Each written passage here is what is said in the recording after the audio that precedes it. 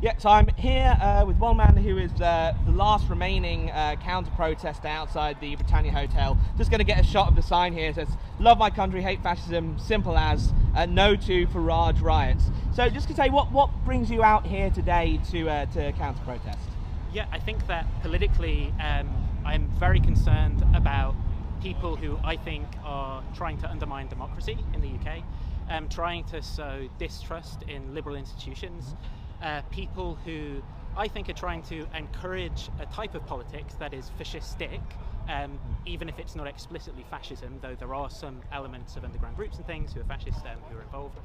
And I think that it's very important that people who believe in democratic values, liberal values, publicly defend those values, that they make the case for the views that they have, and that they show that there is a will to defend those values.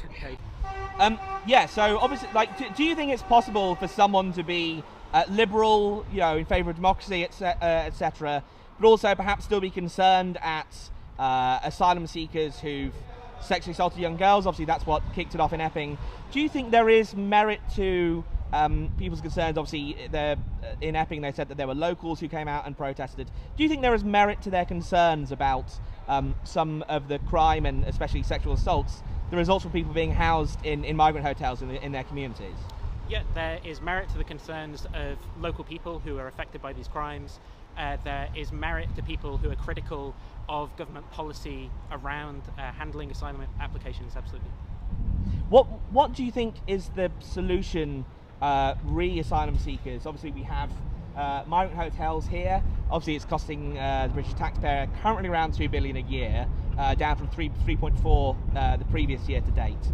Obviously it's a lot of money that could be spent on other things, the economy, the NHS. I know people have been criticised about veterans not being housed and so on and so forth. What do you think is the solution to dealing with the asylum seekers that are over here right now? Yeah, I mean, the first thing to say is, it's not my area of specialisation, so I'm not going to have amazing answers, right, on any of this, and I think that they're very complicated, multifaceted issues.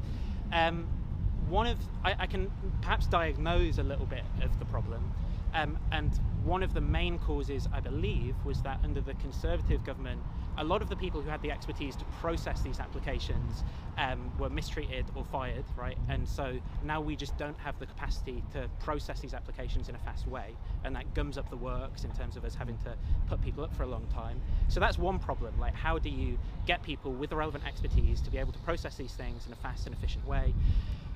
In terms of preventing the crossings, I don't know. I don't know a lot about the criminal organisations involved. I mean, I suspect that somehow understanding those crime networks and the police, addressing them, getting rid of them somehow would be a start to some of that. I think migration itself is an international issue. We need to have collaboration with the other countries around us in order to be able to tackle these problems. Again, not an expert on any of that, so I couldn't speak to any of the particulars, but I can't see how just being strong on the border would make these problems go away. Basically the reason being that there's a lot of geopolitical instability. There are people who want to flee wars. So just on that, do you think that the majority of asylum seekers or people claiming asylum are coming over here who would be legitimate refugees under the UN Refugee Convention, or would they be more likely to be economic migrants? If so, what do you think? Do you think there's a mix? Do you think there's a split? What kind of percentages do you think there are?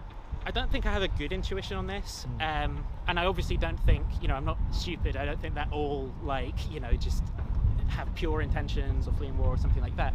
But I don't think it's a large number of people who are not seeking a better life.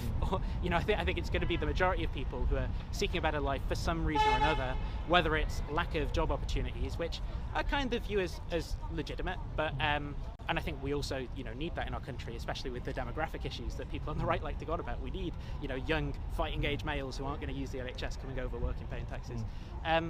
But in terms of people who are fleeing wars and instability, I don't know what kind of proportion that would be. I'd have to, maybe the ONS have got some statistics on that I could look up. I just don't know. Perfect.